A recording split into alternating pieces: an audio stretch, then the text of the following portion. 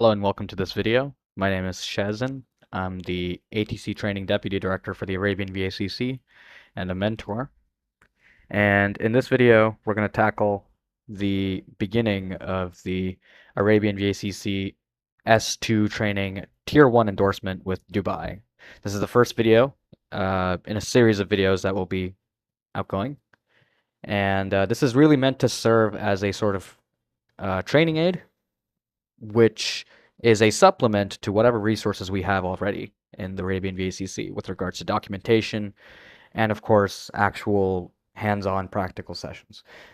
So this can't really substitute all of your training, but it's meant to serve as a sort of supplement with uh, a lot of emphasis on the theory aspect, the theoretical aspect. So I will try my best to cover as much as I can in terms of the depth, but I will still sort of leave it out there that you have to rely on the other sources and, of course, yourself learning and the teaching of mentors. This is really just to sort of aid your theoretical knowledge. With that being said, let's get started. So, if you're new here, if you're coming from S1, whether it's unrestricted or with the Tier 1, welcome.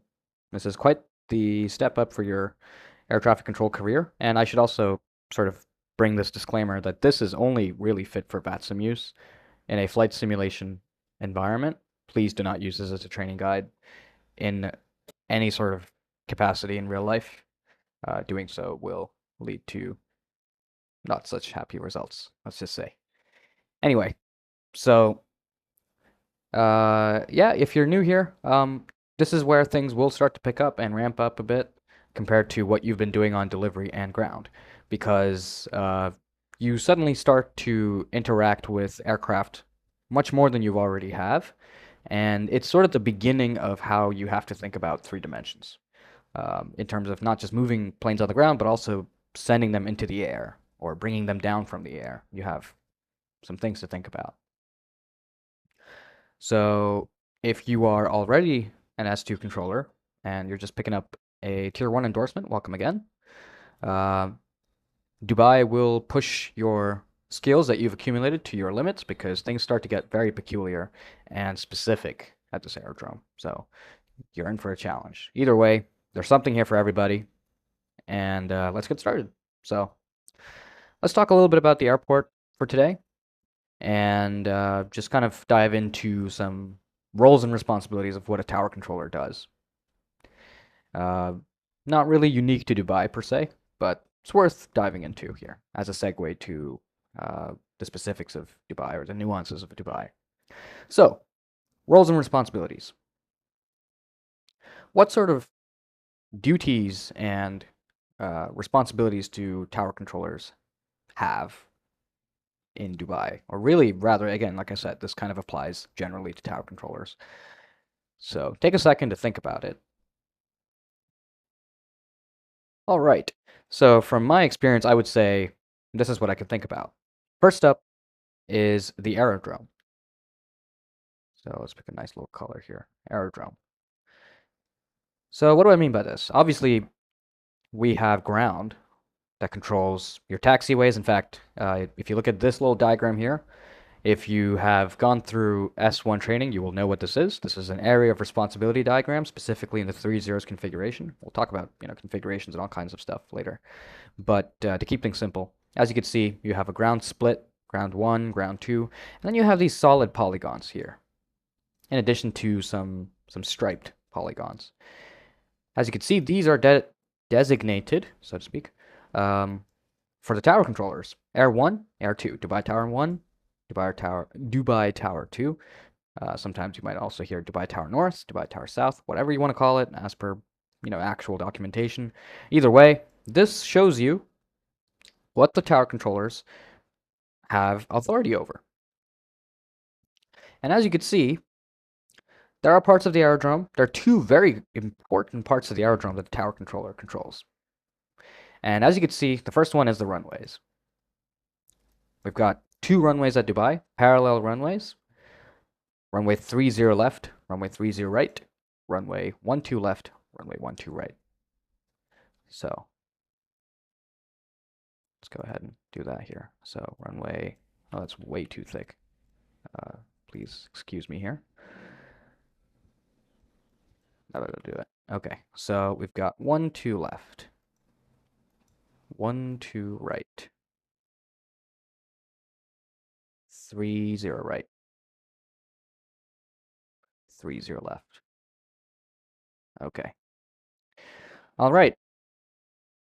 So you control the runways themselves, and that means if aircraft wish to line up from any of the holding points, again, there are specifics on where aircraft will be lining up from. There are restrictions on which holding points you can and cannot use depending on configuration and all kinds of stuff, but in layman terms, you have authority. You know, even if you're not allowed to do something, you're the one that issues that authority.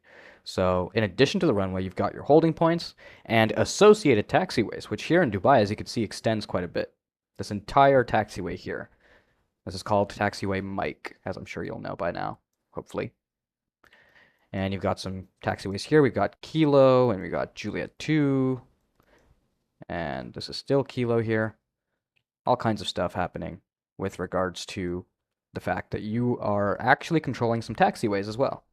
And they extend up until a certain point, sometimes depicted by an intermediate holding point, such as this one, Kilo Kilo, Juliet 2 Alpha.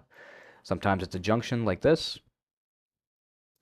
Whatever it be, you control some associated taxiways as well. So the runways, anything that comprises within the aerodrome. Runways, taxiways, holding points, all that kind of stuff. So that's the aerodrome, I would say. I would take off aerodrome for that one. Let's keep these colors consistent. Okay, so that's the aerodrome. Next, airspace. So it turns out, as a tower controller, this is the first sort of big stepping stone for S1 controllers to understand. You're no longer just limited to what you see on this sort of screen right here. You actually control an entire three-dimensional airspace. And I'm not going to get into too much detail here today, but for what it's worth, I shall kind of prove the point by showing this to you here. So this is a three-dimensional view, or actually, rather, let me rephrase that. This is a two-dimensional view, a top-down view of three-dimensional airspace with its own sort of boundary. I'm just going to erase this boundary for a second.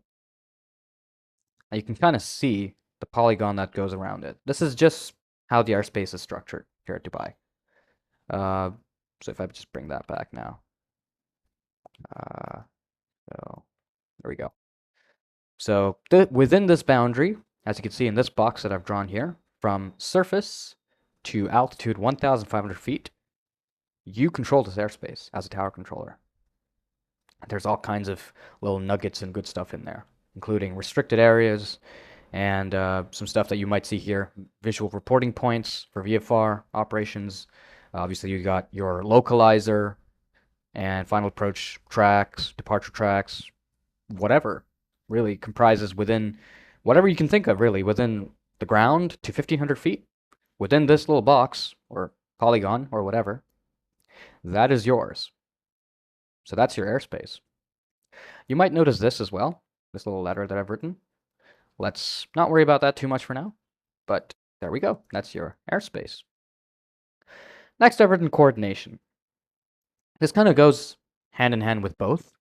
So you're kind of this intermediary, if you think about it, where you're this controller sending planes from the ground to the tower, and what happens once they're above this, right? You've got other airspaces above you.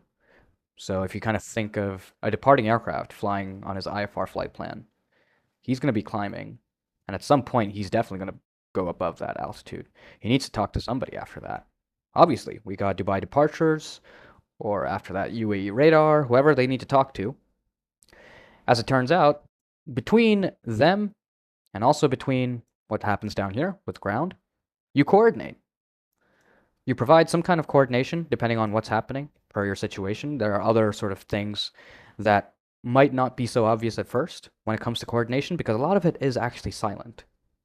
A lot of it is sort of these agreed upon sort of responsibilities that you adhere to. So for example, think about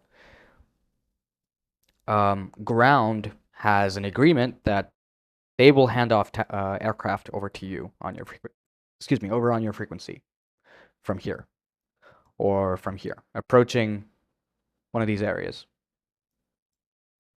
Likewise, the approach controller will hand off traffic once approaching the 10-mile approach track.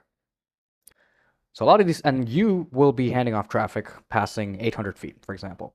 All of these things are they're written, but they're not really spoken that much. You don't really have to think about, you don't have to tell it to everybody all the time. Like, hey, I'm about to send you a plane, or hey, I'm expecting somebody. No, these are all sort of written in stone, silent sort of things when it comes to coordination. But at the same time, we might have something happening where you might have to coordinate. So what happens when you have a missed approach? You have a missed approach, and what happens when, whilst having that missed approach, you have a simultaneous departure, for example? Or perhaps you're dealing with ground, and you would like to change something about how ground does things. Maybe they're always, as per standard taxi routes, assigning aircraft to holding point Kilo 14, but for whatever reason you say, you know what, hey ground, I can accept Kilo 12. You are now coordinating with them and communicating your needs and maybe hearing their needs as well. They can communicate to you, of course. So there's all this communication happening, and you're just this in between here. Maybe an approach controller might have a request that affects the ground controller. Maybe when it comes to runway change or dealing, whatever it may be, there's always a need for coordination. There's always a need for communication, and coordination may not always be out loud. It's sort of nonverbal with these sort of agreements and, again, areas of responsibilities that you adhere to. So that's a big part of really any position, but in tower especially, at an aerodrome, being this intermediary between what happens on the ground and what happens in the air. I would say coordination is pretty important to think about. How about this last one? Separation. I'm going to box this one, really, because this is the big, brand new concept that you will be thinking about if you're coming from an S1 position. Definitely. Because no longer are you sort of relaxed and laid back when it comes to thinking about separating planes. Because, I mean, think about it. When you're a ground controller, there's not much separation that you're really doing besides, I don't want this guy to crash into someone else. I don't want this to happen. That's really the only separation that you're using. And with whatever techniques you may use, such as holding position or using intermediate holding points or conditional taxi instructions, whatever they may be, we have other things like perhaps different kinds of pushback types. So if you got simultaneous pushbacks happening, you can extend a certain pushback. You can do a short pushback to meet a certain criteria. So, for example, the criteria, if you know, you should, for simultaneous pushbacks, they should have finished their pushback such that they are separated by a minimum of 2 stands. So they should be somewhere here once they're done. Something like this. So this is you applying separation. This stuff right here. You thinking about what these aircraft need and then applying it. That is applying separation, and this, honestly, is as much separation as you will apply, besides, like I said, making sure planes don't crash into each other on the ground. Maybe you have some slightly sort of other more nuanced things, like, for example, code F, taxi routes, which I wouldn't say really counts as separation, but in either case, this is about as complex as separation gets when you're a ground controller, just making sure planes just don't crash into each other. And what's the worst that could happen? Well, you get into a nasty situation, and you can just get out of it. So, someone's going here, and you realize someone is also here. Well, you should never be in this situation to begin with, but you always have the power to just say, hey, hold position, and they'll just hold. They'll just stay there.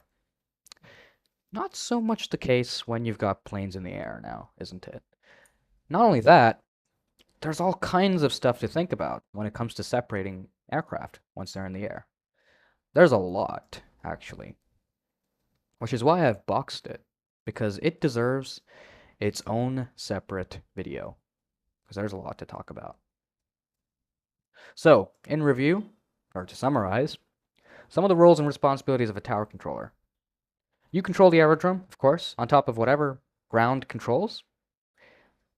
And per VATSIM use, of course, if there is no delivery controller or ground controller, whatever, you would apply your top-down privileges and exercise top-down coverage.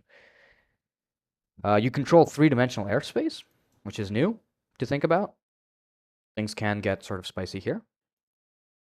You coordinate with other controllers, just like any other position, but there's a bit of an emphasis here because of the fact that you are this intermediary position between what happens on the ground and what happens in the air itself. And lastly, you separate aircraft. Very important. That deserves its own video.